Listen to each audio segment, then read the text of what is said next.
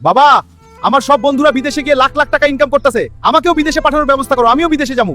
তোরে আমি 1 টাকাও দিতে পারবো না, নিজের টাকায় বিদেশে যা।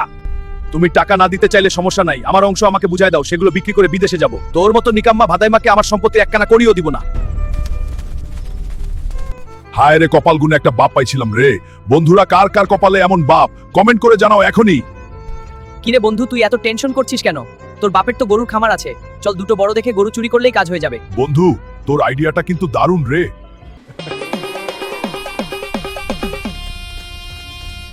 Lage mafias, kade jail, kade bail, lage mafias, bade baje bara bol, lage. হায় হায় রে, আমার এত বড় সর্বনাশটা কে করলো? খামারের সবচেয়ে বড় গরু 2টা চুরি হয়ে গেছে রে।